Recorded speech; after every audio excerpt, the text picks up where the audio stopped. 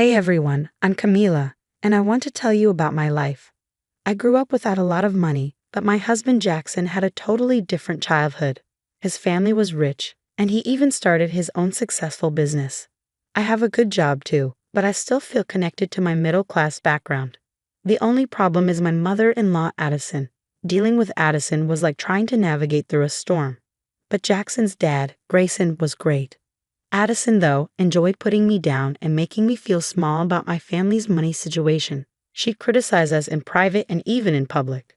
Jackson always had my back, but Addison's insults never stopped. It got so bad that I thought about leaving Jackson because I didn't want to deal with his family anymore. But Jackson's love and support kept me going. He was amazing, unlike his mom.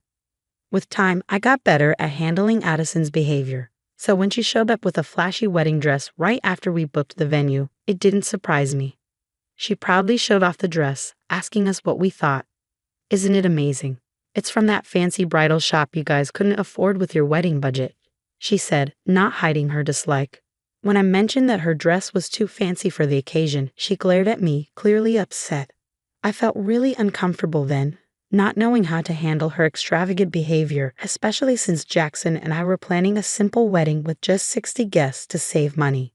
We didn't want to spend too much, so I found a simple wedding dress that fit our budget. But Addison's dress was way too flashy. It was so extravagant that it would definitely steal the spotlight from me at my own wedding. It was obvious she picked it on purpose, knowing it would make a big statement. When I gently suggested she wear something else, Addison got really mad. How dare you tell me what to wear? I spent $125,000 on this dress. Do you really think I'd waste that money? I'm wearing it, no questions asked. Jackson tried to step in, saying, Mom, listen to Camila. That dress isn't right for our small wedding. Please pick something more suitable. But Addison wouldn't change her mind. No way, Jackson. I love this dress. I'm not settling for some random dress like your wife. I have my home standards. It's my big day too as the mother of the groom, she insisted, ignoring how ridiculous she sounded. Jackson, surprised, argued back, Addison, it's not your big day. Stop trying to steal all the attention. You're not wearing that dress to our wedding. The argument got intense quickly. Addison refused to give up on the dress, leading to a heated exchange between her, Jackson, and Grayson. The tension got so bad that we had to leave early without resolving the issue. Jackson was frustrated, saying, I can't believe my mom would do this. She's being unreasonable. Maybe she shouldn't even come to the wedding. But kicking Addison out of the wedding could make things worse. If we disinvite her, she might make an even bigger scene. She doesn't keep promises, and she does whatever she wants. We need to think of a smarter solution, I suggested, thinking about what might happen if we excluded her from such an important day. Jackson was frustrated too, admitting how badly his mother had treated my family and me over the years. I'm tired of her insults and disrespect. It has to stop. She can't ruin our wedding. So we agreed. We needed a plan that would keep Addison from causing trouble without making her suspicious or angry. As time passed, Addison stuck to her decision, leaving us to plan carefully to keep our wedding focused on our love, not her showing off. We all agreed that we needed a smart plan to handle the situation. So Jackson, Grayson, and I got together to figure it out. We were tired of her disruptions and all wanted to make sure she didn't take over our wedding. After talking it through, we came up with a plan and quietly started putting it into action, making sure Addison didn't catch on. We stopped talking to her about the dress and only gave her basic information about the wedding, which didn't bother her much since she was too busy trying to outshine me. Just a few days before the wedding, we were having dinner at my in-laws, and Addison couldn't contain her excitement. I can't wait for your wedding, Jackson. I've been thinking about it for so long. My dress and jewelry are all ready to shine.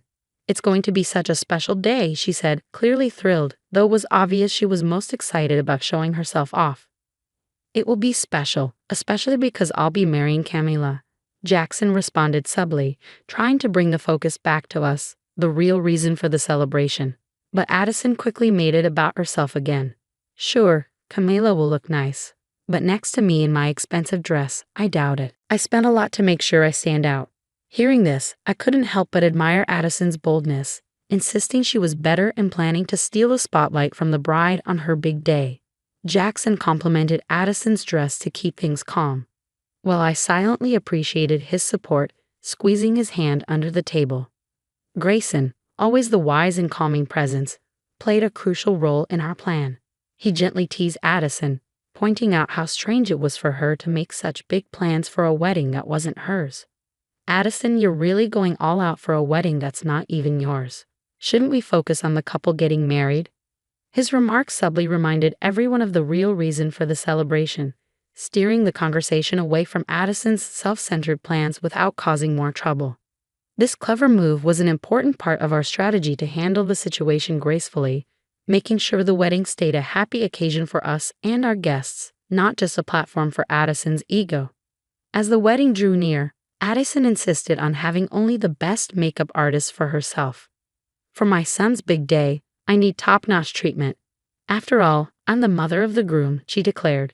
She was determined not to mingle with guests she felt were beneath her, especially while wearing her expensive jewelry, fearing it might get stolen by those unfamiliar with such luxury. Grayson had a clever idea.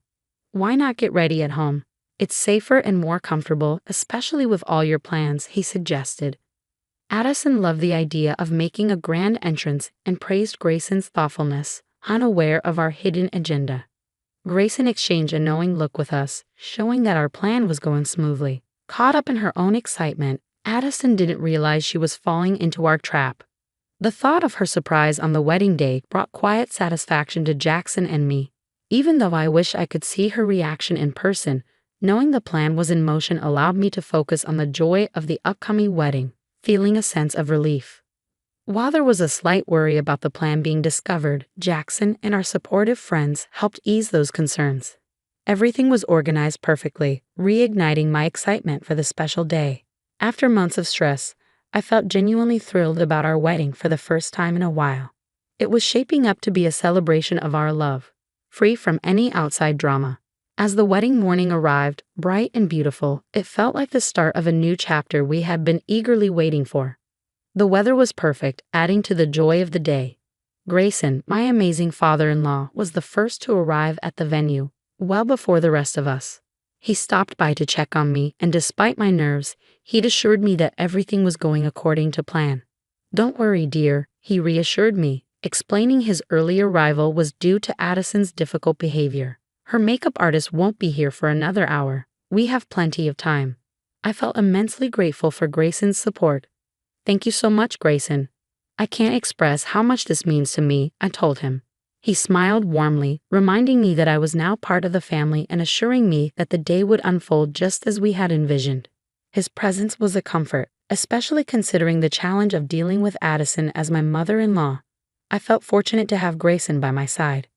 After checking in on me, Grayson made his way to where Jackson and I were getting ready for the ceremony. The day was shaping up to be everything I had ever dreamed of. I'll always remember the look of love on Jackson's face as I walked towards him, escorted by my uncle. Both of us were overcome with emotion, surrounded by our closest friends and family, with Grayson's supportive presence adding to the moment. As for Addison, her grand entrance didn't go as planned. Dressed in her expensive gown and covered in diamonds, she expected all eyes to be on her. But when she arrived at the venue, she was in for a surprise. It was empty. Confused and a bit panicked, she called Jackson, her voice filled with disbelief. "Jackson, what's going on? Why is nobody here?" she asked, clearly caught off guard by the turn of events. Addison frantically searched for us at the venue, puzzled by the absence of familiar faces. Jackson broke the news. She wasn't at the right place because she hadn't been invited to the real wedding. Her confusion quickly turned to disbelief, eliciting laughter and amusement from our side. Even Grayson struggled to contain his laughter, finding the situation quite amusing. As Addison pressed for answers, insisting she was speaking with Jackson and not me, her confusion grew deeper. Jackson calmly explained that although the venue she was at had been booked initially, we had chosen a different location for our ceremony. Learning that the wedding had already happened without her left Addison in disbelief, questioning why she hadn't been informed earlier. Jackson, growing impatient, pointed out that her exclusion was intentional, a decision made to prevent the disruptions her presence might cause. Despite his explanation, Addison couldn't believe that her own son would go to such lengths to keep her from his wedding. The conversation heated up as Jackson confronted her about the unnecessary drama surrounding her dress and her attempts to steal the spotlight from the bride. His firm stance surprised Addison, who struggled to come to terms with the consequences of her actions. Jackson's firm assertion that the day belonged to him and his wife, not to his mother, marked a clear end to the dispute, highlighting the significance of the occasion for the couple over any individual's desire for attention. Jackson emphasized that he would no longer tolerate Addison's disruptive behavior, making it clear that the wedding day was about him and his wife, not anyone else. After delivering this message, he ended the call. Despite Addison's continued attempts to reach him and multiple calls to Grayson, we went on to celebrate our reception surrounded by loved ones, undisturbed by the unfolding drama. During a moment alone, I noticed a call from Addison on my phone. Preparing myself, I answered, only to be met with accusations and insults. She blamed me for her exclusion from the wedding, accusing me of manipulating her son and labeling me a gold digger, envious of her potential to outshine me on my own wedding day. I calmly refuted her claims with facts, explaining that Jackson makes his own decisions based on what he believes is right, and his choice to exclude her was his own, though I did not try to influence him. Undeterred, Addison threatened to crash the reception, claiming she was already outside. I brushed off her threats with a mix of disbelief and indifference, reassuring her that she would find no support here. Returning to the reception, I braced myself for whatever scene might unfold. As expected, Addison's attempt to enter the venue quickly escalated. Dressed in her extravagant gown and denied entry by security, she epitomized frustration and entitlement, her actions bordering on the absurd. Rather than garnering sympathy, this spectacle only reaffirmed our decision to keep her away from our celebration. The guests, aware of the situation, rallied behind us, leaving no room for Addison's theatrics to disrupt our special day. Her attempt to steal the spotlight didn't end in triumph, but in a public display of her own making, starkly contrasting with the joy and unity inside. The disturbance Addison caused outside the venue quickly caught the attention of our guests, prompting everyone to witness the source of the commotion. When Jackson came across his mother causing a scene, his frustration reached its peak. He confronted her, dismayed by her refusal to respect his wishes and her insistence on blaming his wife. "Mom, what are you doing here? I clearly told you that you weren't invited. Why can't you understand that?" Jackson's patience wore thin as Addison played the victim, accusing him of being manipulated by his wife, whom she labeled as jealous. "Mom, listen to yourself. My wife isn't the problem here. It's you trying to overshadow her with that extravagant dress and jewelry. You knew she had a modest budget. Your actions were meant to belittle her," Jackson argued, hoping to make her realize the selfishness of her behavior. Addison, seeking support, turned to Grayson, hoping he would defend her actions. But Grayson, equally shocked by her behavior, stood by Jackson. "That dress isn't just any dress, Addison. It's practically a wedding gown. How can you not see how inappropriate your actions are? Look around, no one agrees with you," Grayson pointed out, his disappointment clear. Addison's attempt to justify her choice by insulting Camila's family and guests only made the situation worse.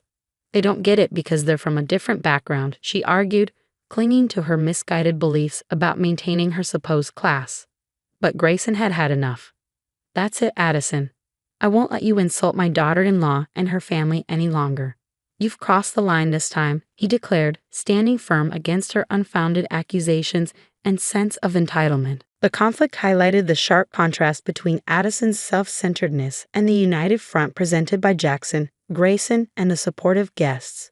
Her attempt to crash the wedding, instead of gaining sympathy, only reinforced her isolation and confirmed the wisdom of excluding her from the ceremony. Grayson's firm defense of my family was a powerful moment for me, showing the depth of support and love I had found within Jackson's family, despite Addison's disruptive presence. This act of solidarity, affirming me as part of the family, was deeply touching, bringing me close to tears.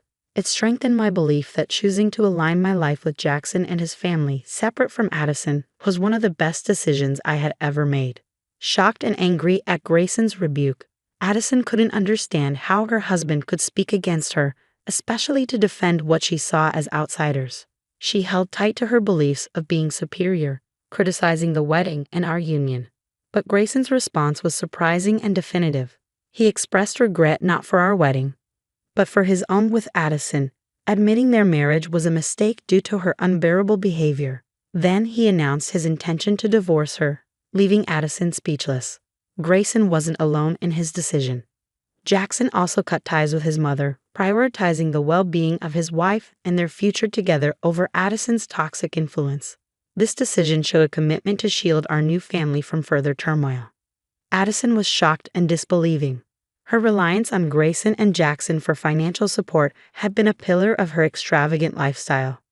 Grayson's mention of divorce, along with the prenuptial agreements in place, meant Addison stood to lose not only her family but also the financial security she had taken for granted.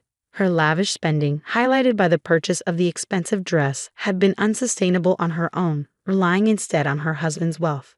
The news of impending divorce and our decision to cut ties with Addison marked a turning point for her. The consequences went beyond losing family connections to a harsh financial reality. Her once secure future, buoyed by wealth and status, now looked uncertain, with the protective clauses of prenuptial agreements leaving her with little to claim. This sudden change in circumstances served as a sobering reminder of the cost of her actions and attitudes, highlighting the transformative impact of Grayson and Jackson's decisions on our collective future. Jackson, Grayson, and I had discussed the situation thoroughly, recognizing the need to set boundaries to protect our new family. Grayson had been considering separation from Addison due to long-standing unhappiness, while Jackson and I were determined to shield our relationship from her toxic influence. Addison, taken aback by the realization that her actions had real consequences, had to face the fallout publicly. Her pleas for leniency, framed as an overreaction to a single dress incident, were met with firm rebuttals. It was evident to everyone, especially Jackson and Grayson, that her behavior went far beyond one incident. They pointed out her consistent mistreatment of me as the underlying problem, dismissing her claims of unfairness as baseless. In a last-ditch effort to gain sympathy, Addison turned to me with tears, pleading for forgiveness. She clung to me, painting herself as a remorseful victim of circumstances. Yet her plea lacked sincerity. It quickly turned sour as she resumed name-calling and accused me of tearing her family apart. Her abrupt shift from fake remorse to open hostility only reinforced our decision to distance ourselves from her. Her failure to offer a genuine apology or acknowledge the impact of her actions further alienated her, not just from me but from everyone present. The guests, initially watching quietly, grew increasingly disapproving as Addison's true colors emerged once more. This scene marked a significant moment for our family. It wasn't just about keeping Addison at arm's length. It was about reaffirming our commitment to respect, unity, and the well-being of our shared future. Addison's failed attempt to reconcile, quickly overshadowed by her return to blame and manipulation, only strengthened our determination. The way forward was evident, marked by a united stance against toxicity and a shared commitment to nurturing a supportive and loving environment free from past grievances. Jackson acted swiftly. Without allowing Addison a chance to argue, he instructed security to escort her out. Meanwhile, both sides of the family and our friends openly criticized her behavior. It was a moment of validation as we watched her being escorted away, allowing us to resume our celebration surrounded by genuine supporters. The very next day, Grayson took decisive action. He returned home only to inform Addison to leave their shared residence and had his lawyers serve her with divorce papers. Her attempts to sway Grayson with tears, screams, and threats in front of the lawyer were futile. When she attempted to approach us, seeking an ally or a way to disrupt our peace, we made a conscious choice not to engage, safeguarding our new life together from her drama. Our phones and social media became Addison-free zones, eliminating any avenue for her to reach out. As for Addison's outcome, it was swift and fair. The divorce left her in financial hardship, her attempts at manipulation proving futile. Her pleas for help went unanswered, forcing her to face the consequences of her actions alone. Eventually, she returned to her hometown, hoping to rebuild her life and reputation, seeking employment and a fresh start. These developments brought us profound relief and closure. With Addison's turbulent influence no longer present, our lives thrived. We hope she finds a path forward that keeps her away from us, allowing us to move on from this chapter without further discord.